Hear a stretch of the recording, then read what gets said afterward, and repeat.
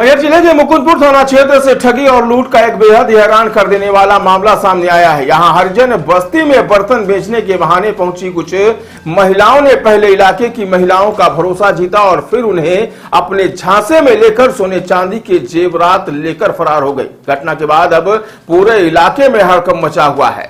क्या आपको बोरवेल करवाना है लेकिन लोकल और सस्ते पाइप्स लगाकर हो गए हैं परेशान? तो अब आपके शहर में आया है न्यूट्रॉन 40 kg बोरवेल पाइप। दमदार क्वालिटी के साथ 10 साल की गारंटी, ज्यादा मजबूती और लंबी उम्र का वादा। तो अगली बार बोरवेल करवाएं, केसिंग पाइप सिर्फ न्यूट्रॉन 40 kg ही लगवाएं। जानकारी के मुताबिक बीते करीब 15 दिनों से कुछ महिलाएं मुकुंदपुर की हरिजन बस्ती में घूम कर बर्तन बेचने का काम कर रही थी। वह पुराने बर्तनों के बदले नए बर्तन देने की बात करती थी, जिससे धीरे धीरे इलाके की महिलाओं का उन पर भरोसा बढ़ने लगा। बताया जा रहा है कि आरोपी महिलाएं खुद को किसी ज्वेलरी फैक्ट्री में काम करने वाली बताती थी। वहीं गांव की महिलाओं से कहती थी कि फैक्ट्री में क्षेत्रीय डिजाइन के जेवरों की मांग है। इसके बदले वे महिलाओं को दुगने वजन के नए जेवर बनवाकर देने का लालच भी देती थी।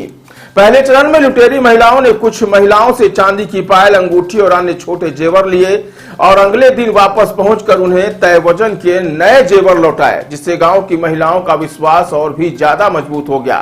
इसके बाद उन्होंने बड़े स्तर पर महिलाओं को अपने झांसे में लिया। ग्रामीणों के मुताबिक आरोपी महिलाओं ने कई महिलाओं को सम्मोहित जैसा कर दिया। महिलाएं बिना कुछ सोच विचार किए अपने सोने चांदी के जेवरान उन्हें सौंपती चली गईं। मौका मिलते ही आरोपी महिलाएं लाखों रुपए के जेवर लेकर फरार हो गई। घटना सामने आने के बाद पीड़ित महिलाओं ने थाने में रिपोर्ट दर्ज कराई और पुलिस से जल्द आरोपियों की गिरफ्तारी की मांग की है। फिलहाल ताला पुलिस ने पूरे मामले की जांच शुरू कर दी है और इलाके में पहुंचकर पीड़ित महिलाओं से पूछताछ की जा रही है।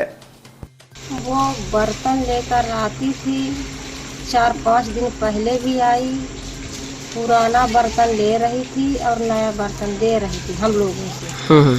तो एक हमको प्रिंटर दे गई, अंगूठी की चांदी की अंगूठी में दे गई और एक छोटी सी गंजी हमारी फुटही ले गई, हमको नया तबला दे गई।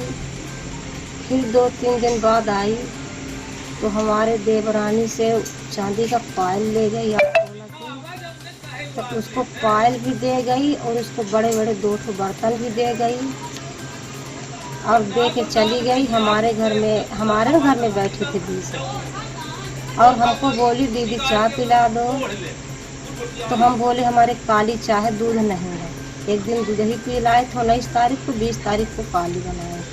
चाय पी और हम भी लिए कटने पर हम वो चाय नहीं पिए। फिर पता नहीं कैसा मन हुआ तो वो चाय पी लिए और हमारे बगल में बैठ गई, अंदर बैठी थी पंखा के पास।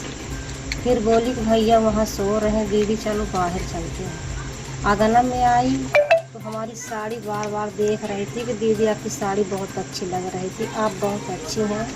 हमारी उतनी समय से दिमाग पता नहीं कैसी भ्रष्ट हो गई कि जो हम पैर में पायल नहीं पहरे थे, पेटी में धरे थे और माला पहरे थे। तो माला को देखी ऐसे कर और माला का कुंडा नहीं खुल रहा था। वो बोली कपड़ा लगा कर खोल लो, तो ऐसे फिराए तो खुल गया।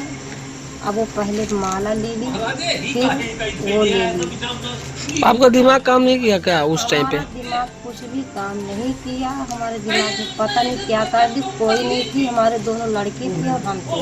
कोई मुँह से आवाज ही नहीं निकल रही थी। अच्छा, आपके साथ जो बच्चियाँ थी तो वो भी तो साथ ही थे? वहाँ पे जबान ही नहीं निकल रही थी कि हम क्या बोल दें। क्या नाम है आपका? हमारा हाँ, हमारा नाम देवकली साहब है।